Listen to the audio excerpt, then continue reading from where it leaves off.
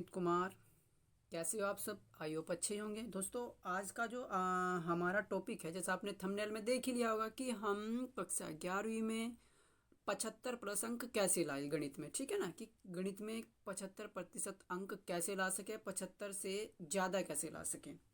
तो चलिए दोस्तों, स्टार्ट करते हैं। इससे पहले मैं आपको एक बात बता देता हूँ कि हमारा पर्पज़ ये बिल्कुल नहीं है कि आप हमारे चैनल को सब्सक्राइब करो या वीडियो को लाइक करो। हमारा पर्पज़ ये है कि आप कैसे अच्छे अंक ला सकते हैं, आपको समझाया जा सके सरल भाषा में। ठीक है, क्योंकि 11वीं में अगर अच्छे अंक आ जाते हैं तो क्या होता है, हमारा कॉन्फिडेंस, सेल्फ कॉन्फिडेंस बढ़ जाता है। ठीक है, और जिससे हम 12वीं में ज़्यादा मेहनत करते हैं। तो 11वीं में अच्छे अंक लाना बहुत ही अच्छी बात है। उसमें हम आपकी थोड़ी सी हेल्प कर देंगे। ठीक है, तो चलिए देखिए आखिरकार कैसे कैसे ला सकते हैं। भाई हमें करना क्या होगा कि 75, वैसे भी आपको पता है कि पेपर तो जो हमारा छमाही का होता है या फिर वार्षिक हो वो 80 नंबर का होता है। ठीक है, तो इसमें से लगभग 70-75 के करीब अगर या इससे भी ज़्यादा लाने हैं तो आप पे डिपेंड करता है कि आपकी प्रैक्टिस कैसी है, आपने काम कैसा किया। ठीक है, चलिए सबसे पहले मैं आपको बता दूं कि हमें अच्छे से अच्छा पेपर कैसे आखिरकार लिखना है ना, कैसे किसी प्रॉब्लम को सोल्व करनी है। 75+ या फिर इससे ज़्यादा भी, 75 या फिर 75 से ज़्यादा नंबर लाने के लिए हमें करना क्या होता है। कुछ एक चीज़ें हैं जिन पे ध्यान देना होता है बहुत ही ज़्यादा। सबसे पहले होता है राइटिंग। देखिए राइटिंग को लेके तो कोई दिक्कत नहीं होती। ठीक है, गणित के पेपर में राइटिंग को लेके कोई प्रॉब्लम नहीं होती। राइटिंग बस हमारी ऐसी हो जानी चाहिए कि हाँ उसको दूसरा समझ सके, पढ़ सके। सिंपल है भाई, इसमें कोई दिक्कत नहीं है कि राइटिंग का बहुत बड़ा इशू है, ऐसा कुछ नहीं है। ये बहुत छोटा इशू है। राइटिंग बस आपकी ऐसी हो जानी चाहिए कि कोई दूसरा उसको समझ सके, पढ़ सके अच्छे से, जो एग्जामिनर हो कॉपी चेक करे। ठीक, तो कोई बड़ी बात नहीं। दूसरी बात होती है हमारी लिखने का जो तरीका होना चाहिए। ठीक है ना,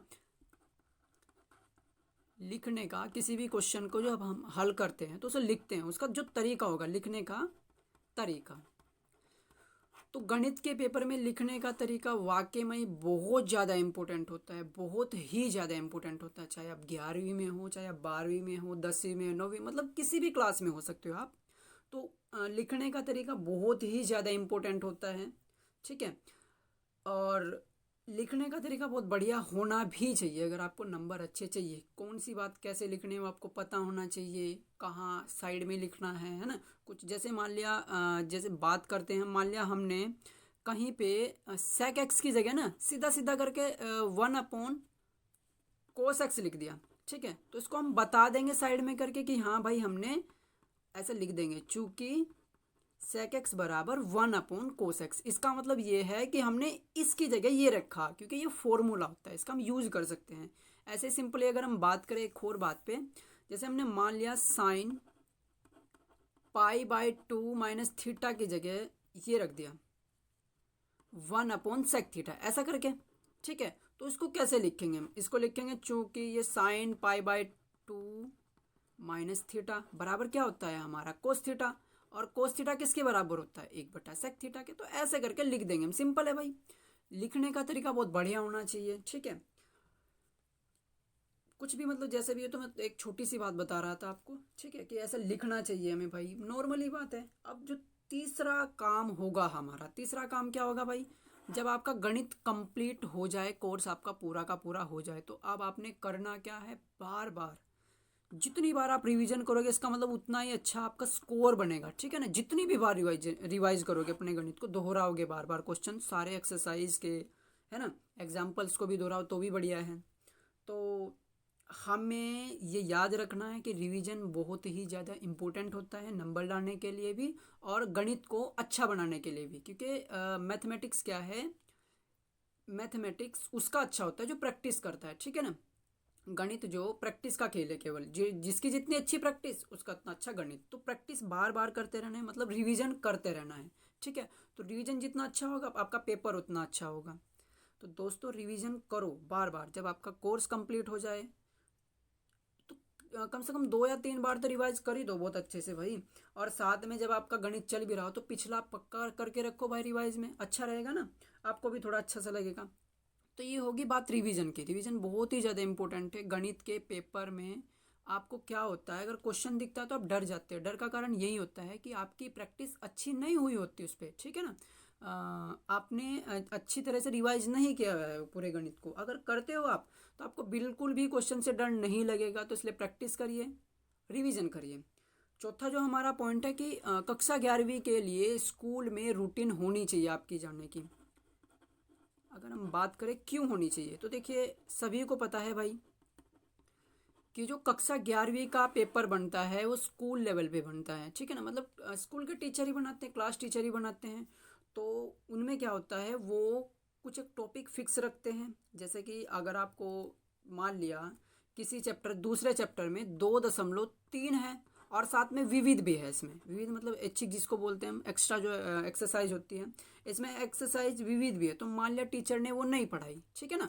अगर वो टीचर ने नहीं पढ़ाई तो टीचर इसका मतलब उसमें क्वेश्चन नहीं देगा। और आपको पता है कि विविध में जितने भी क्वेश्चन होते हैं बहुत बकवास से होते हैं, मतलब कैडे से किस्म के होते हैं, ठीक है ना। तो विविध में अगर आप स्कूल नहीं गए तो आपको तो पता होगा कि हाँ भाई दूसरा पूरा चैप्टर दे रखा है, तो विविध में से भी दे सकते हैं, ठीक है। जबकि टीचर ने वो नहीं करा रखा है तो इसका मतलब टीचर उसमें से नहीं देंगे, क्योंकि वे भी आपकी भलाई का ही सोच के चलते हैं कि हाँ हमारा बच्चा अच्छा स्कोर कर सके, ठीक है, अच्छे से मार्क्स ला सके। तो वे विविध बिल्कुल भी नहीं देंगे क्योंकि उन्होंने करा ही नहीं। और अगर आप स्कूल में नहीं गए, आप घर पे ही रह के पढ़ रहे हैं, तो इसका मतलब आपको लगेगा कि हाँ भाई विविध भी पढ़ा रखी है तो आप विविध भी करोगे, ठीक है ना। तो विविध अगर करोगे आप तो इसका मतलब आपका दिमाग ही खराब होना है और कुछ नहीं है, ठीक। ऐसा ही करना है आपको कि दिमाग खराब करना है, बस सीधी सी बात है, कुछ पंगा ही नहीं है इसमें। तो विविध करोगे जब आप एक्स्ट्रा माइंड, एक्स्ट्रा बोलते हैं जिसको हम, पजल हो जाओगे, आप परेशान हो जाओगे भाई, ठीक है। तो आपको क्या करना है इन चीज़ों से दूर रहने के लिए, क्योंकि विविध का सबसे कैड़ा काम होता है भाई, सबसे कैड़े क्वेश्चन करके दिए गए होते हैं इसमें। तो आपको स्कूल की रूटीन अगर आपकी अच्छी होगी तो आपको पता रहेगा कि कहाँ कहाँ से पेपर बनना है हमारा, कौन कौन से चैप्टर हमें करा दिए, कौन कौन से टॉपिक कराए उसमें। तो इसमें कोई दिक्कत नहीं होगी, आपको पता, एक तरीके से आपको पता चल जाएगा कि हमारा पेपर यहाँ यहाँ से छटना है। तो इसलिए स्कूल रूटीन बहुत ज़्यादा जरूरी है। हाँ भले ही अगर आप 12वीं में हो तो बात अलग हो, अगर 12वीं में है तो बात अलग है, लेकिन 11वीं वालों के लिए स्कूल जाना, स्कूल की रूटीन होना बहुत ज़्यादा ज़रूरी है, क्योंकि इसका जो पेपर है स्कूल लेवल पे बनता है, ठीक है। तो दोस्तों ये था 4 स्टेप। अब हमारा एक लास्ट स्टेप है, छोटा सा बता देता हूँ इसमें इसको। जब आप पेपर हॉल में होते हो तो वहाँ पे भी पंगा होता है, ठीक है ना, वहाँ पे भी थोड़ी प्रॉब्लम होती है। तो मैं बता देता हूँ, देखिए क्या होती है।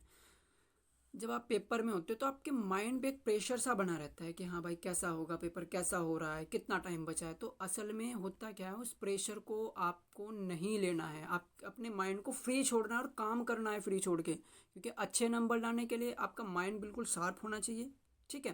काम करते रहना चाहिए, आपके बात नहीं सोचनी उरे परे की। तो कैसे कर सकते हैं आप, आपको सेल्फ मोटिवेट होना पड़ेगा, ठीक है ना। सेल्फ मोटिवेट से मतलब खुद को बार बार मोटिवेट करते रहना है कि हाँ मैं बहुत होशियार हूँ और मैंने ये क्वेश्चन कर दिया। जैसे भी करोगे आप खुद को मोटिवेट, जैसे भी आप खुद को बढ़ा चढ़ा के बात बताओ खुद की, खुद को ही मतलब बड़ाई सी करो एक तरीके से अपनी नज़रों में, ताकि आप क्वेश्चन को कर सको, आपको ये ना लगे कि हाँ हमारा टाइम कम रह रहा है, ठीक है। ऐसा करना है कुछ आपको। तो उससे क्या होता है, हमारा जो होल में प्रेशर होता है माइंड का वो कम हो जाता है, थोड़ा लो हो जाता है, जिससे हम काम अच्छे से कर पाते हैं, ठीक है। बाकी का आपको भी पता है, मुझे भी पता है कि अगर हम प्रेशर भी लेंगे वहाँ पे, टेंशन भी लेंगे, तो फायदा कुछ नहीं होने वाला उस टेंशन का भी, ठीक है। बल्कि वो हमारा काम रोक सकता है, थोड़ा सा आगे नहीं बढ़ाने की टेंशन लेने से। तो इसलिए आपको टेंशन वहाँ पे बिल्कुल भी नहीं लेनी है, ठीक है, कि टाइम इतना कम है इतना ज़्यादा। बस आपको अपने काम पे ध्यान देना है आराम से रिलैक्स करके, ठीक है। और खुद को बार बार बीच में मोटिवेट करते रहना है, कुछ भी एक दो बात बना के। तो दोस्तों ये थे हमारे 5 स्टेप।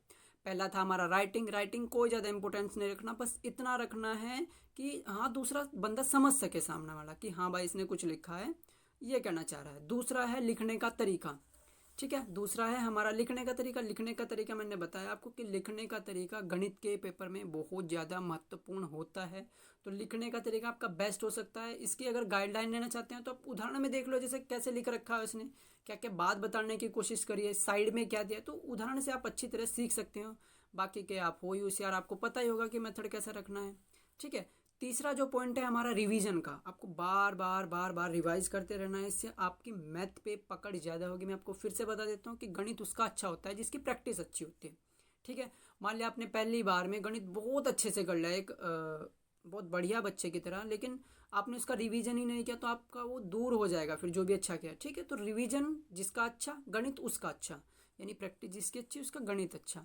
स्कूल रिटेन का मैंने आपको बताया कक्षा 11वीं के लिए स्पेशली है भाई ये कि स्कूल लेवल से पेपर बनता है, तो इसलिए आपको पता चलता रहेगा कि कैसे पेपर बन रहा है, किस किस एक्सरसाइज में से आ रहा है, कैसे कैसे आ रहा है। तो ये सब स्कूल रूटीन में जब आप स्कूल में जाओगे डेली तो आपको पता चलता रहेगा कि क्या हमने पढ़ा है और किस लेवल से पेपर बन सकता है। सिंपल है क्योंकि स्कूल का टीचर ही बनाते हैं 11वीं का पेपर तो। और पांचवा है हमारा सेल्फ मोटिवेट। स्कूल में जो अब जब आप पेपर दोगे एग्जामिनेशन हॉल में, आपका माइंड बिल्कुल नॉर्मल होना चाहिए, ठीक है। किसी भी तरीके की टेंशन लेने की ज़रूरत नहीं है आपको बस क्या करना है, अपने काम पे ध्यान देना है। और बीच में अगर आपको लगे कि हाँ मेरा माइंड टेंशन ले रहा है, मतलब मुझे थोड़ी सी जल्दबाजी हो रही है टाइम को देख के, तो आपको खुद को मोटिवेट करना है। वहीं पे कुछ भी बात बताना है कि हाँ भाई मैं बहुत होशियार हूँ और मैं बहुत अच्छे से काम कर रहा हूँ और मैं टाइम से पहले कर लूँगा, इसलिए मुझे टाइम देखने की ज़रूरत नहीं है। ऐसा करके कुछ भी आप कह सकते हो, मैं तो बता रहा हूँ एक छोटी सी बात, ठीक है। तो आगे वो आपकी इच्छा होगी। तो दोस्तों ये थे हमारे 5 पॉइंट, ठीक है। अब आप अच्छे से पढ़ो। धन्यवाद।